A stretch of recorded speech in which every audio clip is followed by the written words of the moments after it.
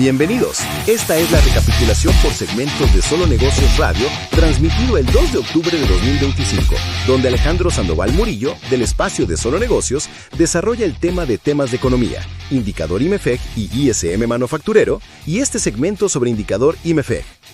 Hola, ¿cómo está? Mi nombre es Alejandro Sandoval, esto es Solo Negocios Radio, transmitiendo a través de 1300 de amplitud modulada, al igual que por internet en Radio Mexicana, nuestras noticias 1300 AM, fanpage en Facebook de nuestra estación de radio, al igual que por internet en Radio Mexicana, en Solo Negocios MX, perdón, y en su caso en Solo Negocios Radio. Y bueno, más tarde en las diferentes multiplex de redes sociales con las que contamos. Vamos a platicar de economía. El día de ayer el IMEF no solo presentó como cada mes el indicador IMEF, sino además emitió su conferencia de prensa trimestral, destacando pues precisamente el cierre del tercer trimestre, julio, agosto, septiembre, y señaló algunos puntos torales relevantes a comentar sobre el contexto de la economía, las proyecciones, porque recordemos que los datos oficiales vienen atrasados hasta 2 meses, y entonces qué es lo que podría provocar cómo cierre el tercer trimestre y cómo cierre el año. Por otro lado, también Estados Unidos provocó, por medio del Institute for Supply Management, la emisión del Purchase Manufacturing Indicator, que es el análogo del indicador IMEF en Estados Unidos, y que pues nos da una pauta para entender, sobre todo para economías fronterizas como la de Juárez, el contexto de nuestra manufactura. También la Universidad de Texas en El Paso emitió del Business Barometer pues el indicador de la frontera, y daremos un poco cuenta de él. Entonces empezamos con el tema propiamente de el indicador IMEF. Y señala lo siguiente: el título es Fragilidad persistente, y en su caso señala que con base a resultados del mes de septiembre, ambos indicadores, el manufacturero y el no manufacturero, pues cierran con un tercer trimestre en niveles de actividad débil y sin señales claras de una recuperación sostenida. Ambos indicadores se ubican debajo del umbral de 50 puntos, con el manufacturero registrando una ligera mejora y el no manufacturero en sentido negativo. Esto refuerza la lectura de que no hay tracción firme en los sectores industrial, comercio y de servicios. La evolución apunta a un posible crecimiento modesto del Producto Interno Bruto en el tercer trimestre, condicionado por la inercia del bajo dinamismo de sectores específicos de la economía como el autotransportes o autopartes. La fragilidad persiste. Con base a los datos del indicador manufacturero de septiembre, hay un repunte de 45.6 a 46.5 unidades. Esto es 9 décimas más respecto a agosto.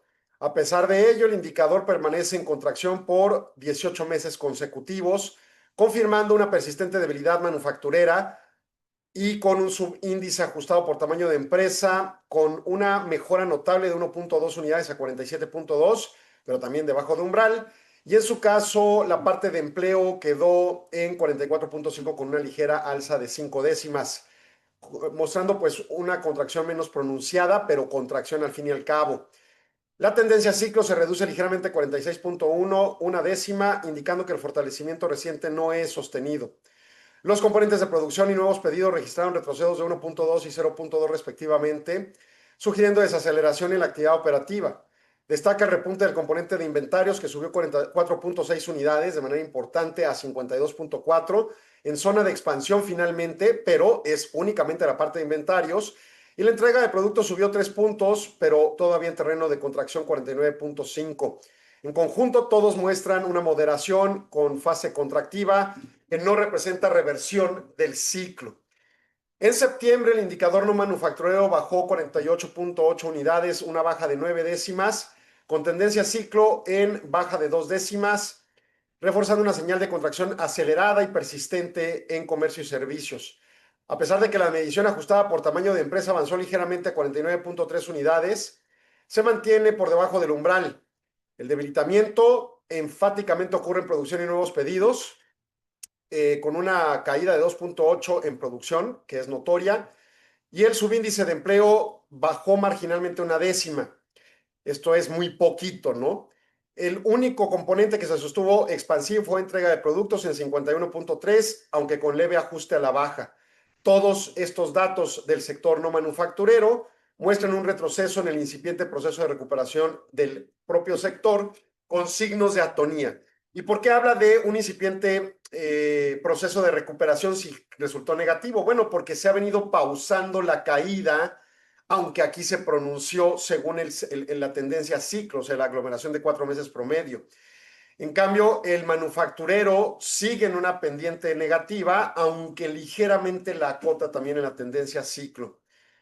Y bueno, pues en el punto de coyuntura, lo que dice el IMEF es que con la Fed decidiendo bajar 25 puntos base, su tasa de fondeo el pasado 18 de septiembre sostiene la posición de buscar una protección al potencial enfriamiento del sector laboral y en su caso recortar su manejo de riesgos en el mandato dual. Recordemos de nuevo, la Reserva Federal tiene un mandato dual, tanto cuidar el tema de inflación como también cuidar el tema del crecimiento económico.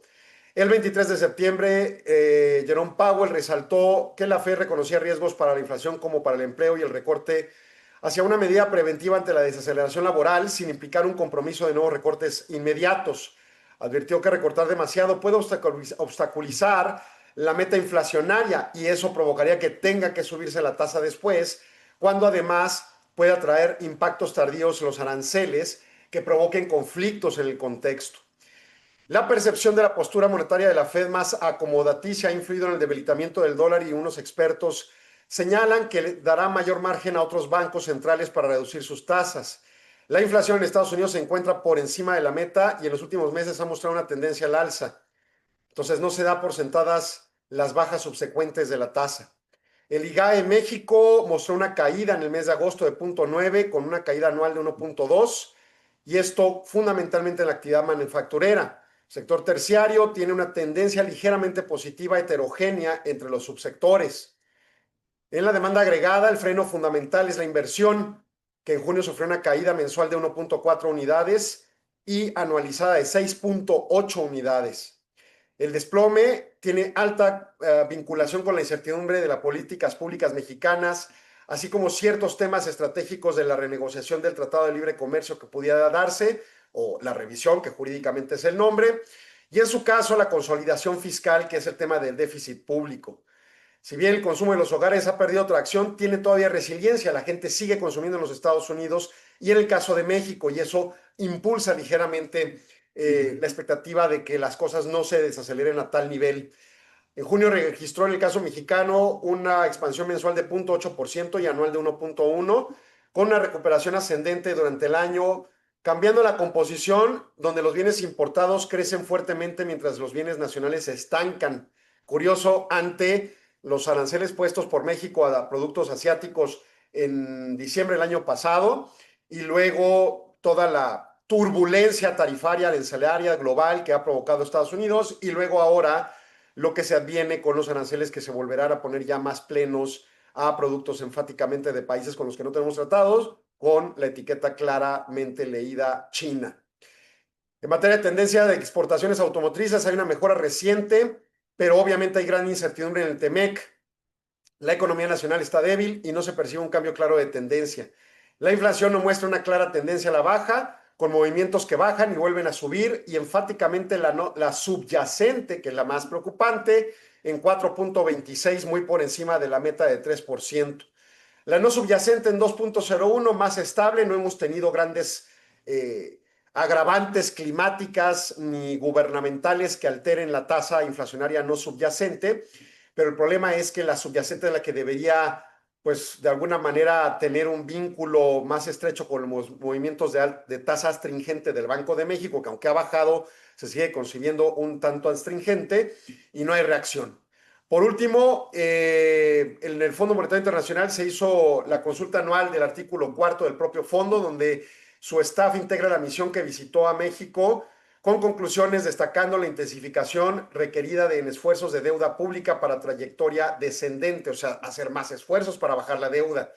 Destaca necesidades concretas para que se logre la consolidación fiscal en el déficit público. En cuanto a política monetaria, mencionó que el relajamiento adicional de la política monetaria debe implementarse cuando esté más clara la trayectoria hacia el 3% de la inflación y haya margen para que esta reaccione ante escenarios necesarios. Y bueno, pues, ¿qué es lo que dice esto en resumen? La economía sigue estancada, la economía no tiene muestras de recuperación, tampoco de recesión propiamente, pero ciertamente este estadio de continua posición de contracción, pues genera preocupaciones. Y genera preocupaciones por doble vista. Un escenario inflacionario que si bien no tiene que ver con los 80s ni con los 90s, ciertamente es alto y ciertamente la cartera de todos los consumidores en nuestro país les pega cada mes que van a los consumos diversos. Y por otro lado, una atonía económica que pudiera llevarnos a una recesión eventualmente dado el contexto de múltiples indicadores, lo cual puede traer como consecuencia un escenario de estanflación, o sea, un escenario donde la economía recesiva tenga un escenario inflacionario, lo cual complique pues una recuperación más sólida eventualmente, pérdidas de empleo y luego encima subiendo y subiendo precios, que es pues en contrasentido de lo lógico de una recesión. Una recesión, los precios se despresurizan por naturaleza, pero cuando ya está inflación no ocurre. Y entonces ese temor que además ahorita que vayamos al ISM persiste también en Estados Unidos, pues no finca elementos halagüeños. Y si a eso le añadimos políticas públicas sumamente negligentes que van a favor de los gobiernos y no necesariamente de las poblaciones, pues va dando pauta para entender que las cosas no tienen un futuro del todo optimista ni lejano, poder señalarlo optimista, creo yo. Pero bueno, vamos a hacer corte. Arturo, confírmame si nos vamos a corte para regresar en unos segundos después de este espacio comercial. Arturo, por favor, confírmame. Necesito confirmación. Sí, ahí estamos. Vamos a corte, regresamos en segundos. No se vaya, siguen Solo Negocios. Agradecemos su atención.